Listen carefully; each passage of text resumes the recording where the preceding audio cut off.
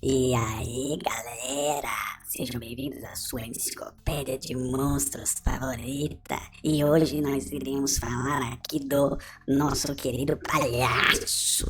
Mas não é o nosso querido Coringa, o palhaço do funk. Não, nós vamos falar sobre um cagaço dos anos 80. Por quê? Porque a capa era um verdadeiro cagaço. Quando você entrava na locadora para alugar, meu amigo, tinham três capas que nenhum moleque ousava passar perto na minha época, lá na minha vila onde eu morava, que eram três. A primeira era do Mestre dos Desejos 2, capa horrível do caralho. A segunda era esse aqui, com esse bicho estranho pra caralho, com esses balão muito loucos. Ninguém da vila gostava. Os moleques não passavam perto. O sangue de Jesus tem poder!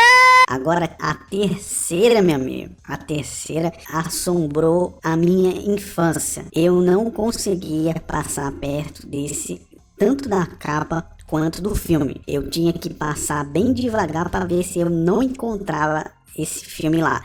A gente chamava ele de Tonho da Lua. Era o famoso filme do Tonho da Lua. Qualquer um conhecia lá na minha época. Vê, você viu lá o filme do Tonho da Lua, mano? Eu vou mostrar aí a capa aqui pra vocês. Olha só essa desgraça aqui dessa capa.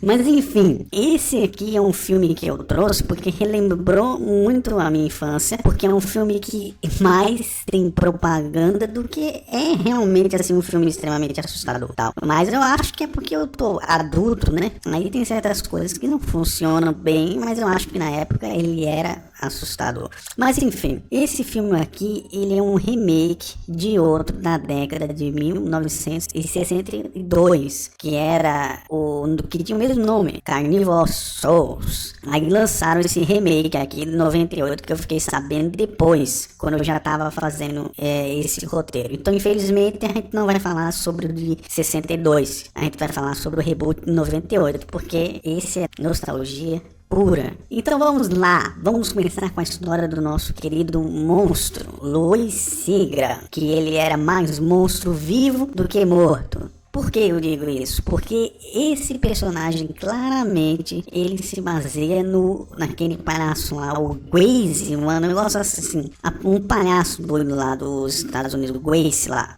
Claramente ele parece muito com os traços e tal. Então ele era mais monstro vivo do que morto. E no decorrer da história, ela vai se desabrochando, vamos dizer assim. A gente conhece uma jovem chamada Alex Grant e a sua irmã, que depois fica muito puta com o final desse filme e vai ajudar o Jigsaw lá nos Jogos Mortais. Tudo começa quando essa garotinha, essa Alex, que é a personagem principal, ela chega e se perde no meio do parque lá. Aí aparece esse palhaço lá tal, e a gente já vê que o palhaço tem uma cara de maníaco do caralho e fica falando umas coisas meio estranhas. Ei, vamos lá no negócio ali, parece até o negócio do bonde do gozo.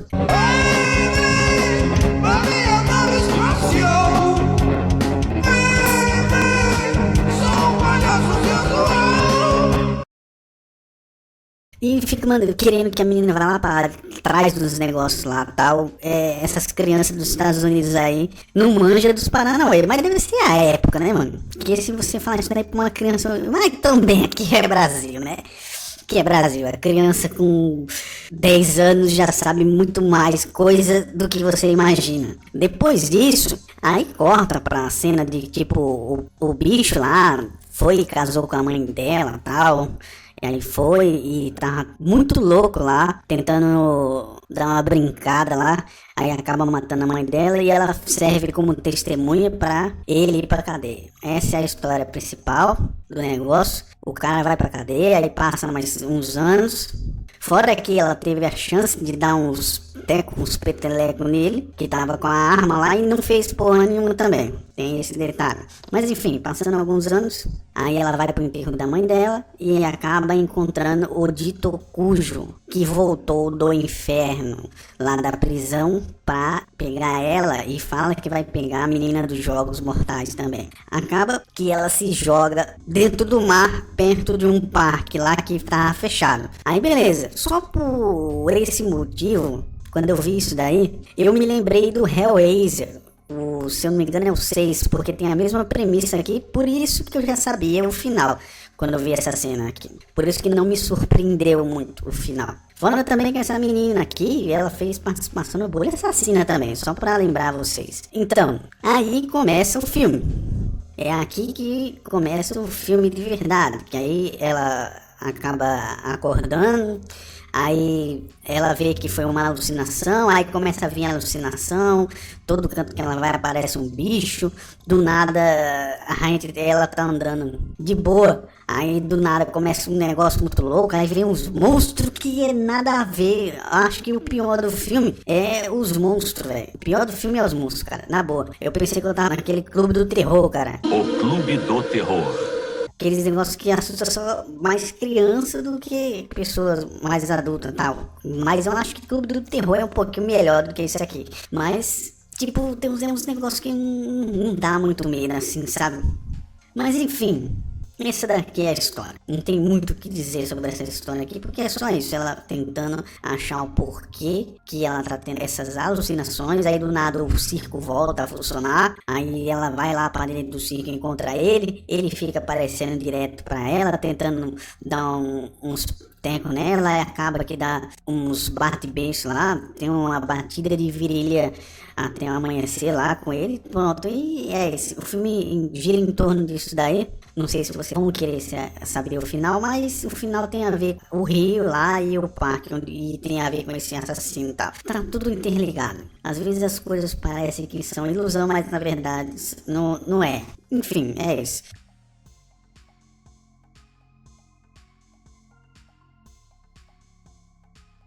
Vamos para a aparência.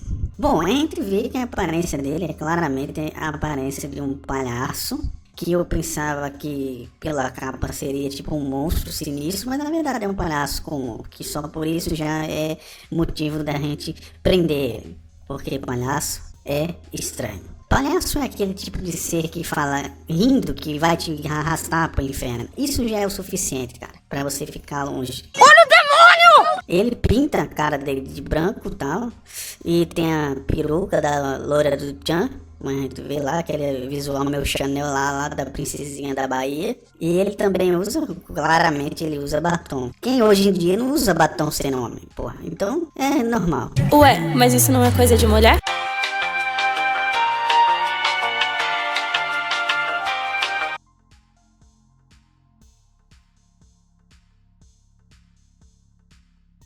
Vamos falar sobre as habilidades dele? Bom, as habilidades mais simples que tem. Esse daqui é um daqueles monstros de mente. Não tão poderoso quanto, se bem que, se a gente parar pra pensar, esse bicho pode ser até o próprio capeta, né? Pode ser até o próprio capeta que se fantasiou pra fuder com a vida da menina lá.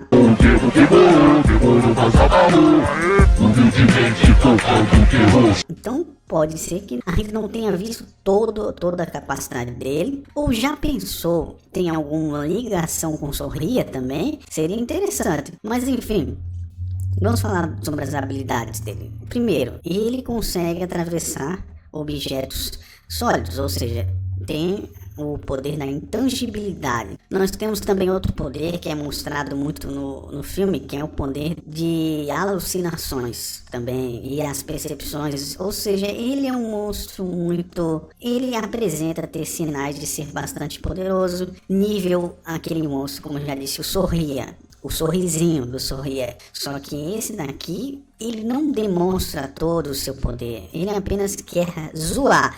Isso é o que faz ele ser um personagem muito com requintes mais de brincadeira do que o Sorria propriamente dito. Nós temos também a imortalidade, por ele ser um tipo de espírito vingativo, ele não pode ser morto por meios convencionais também.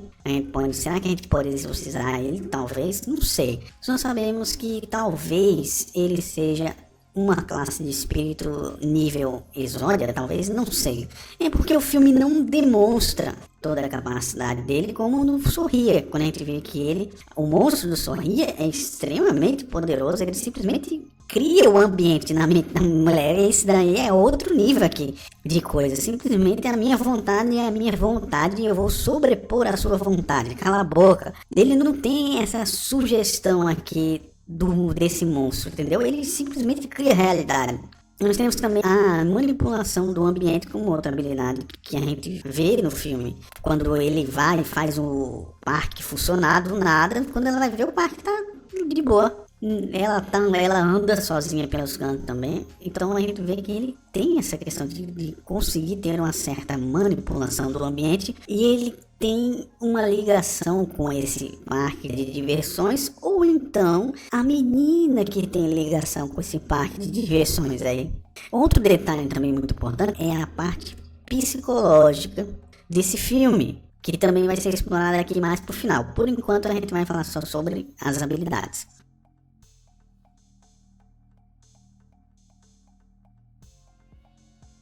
Onde ele habita? Dizem, né, nas histórias que o parque ele é amaldiçoado, tal. E todas as almas perdidas que Luz prendeu lá ou matou, talvez, ficam lá. Então ele é como se fosse um reflexo da própria maldade desse personagem, o Louis. Dizem também algumas pessoas que esse parque aqui é como se fosse uma prisão eterna para esse personagem. E quem se depara com ele fica amaldiçoado. E quando é amaldiçoado, ele consegue levar você até esse canto, até que você atente contra a sua própria vida. Ou então enlouqueça, para que ele possa assim se alimentar do seu medo, que esse seria basicamente o alimento dele. Pra gente falar a verdade assim, talvez ele se alimente do medo das pessoas. Por isso que ele brinca tanto com a mente, não é? Eu acho que deve ser o mesmo alimento do It, do alimento desse cara e também o alimento do monstro Sorria, talvez. E vamos para o último tópico, que são os pontos fortes e os pontos fracos.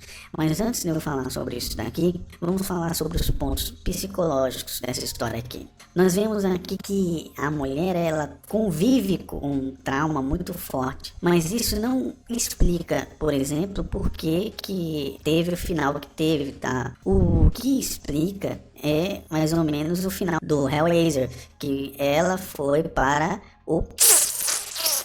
E como ela foi pro inferno, acontece que lá tem como se fosse o inferno de Dante, o seu próprio inferno. E lá ela encontra, por exemplo, o próprio inferno dela pode ser que ela simplesmente viva se culpando por ter apresentado esse palhaço, por ter se perdido naquele dia que aquele palhaço tenha aparecido. Então, para ela, aquele parque ela representa os maiores medos dela e o verdadeiro inferno dela. Então existe essa interpretação também. Mas enfim.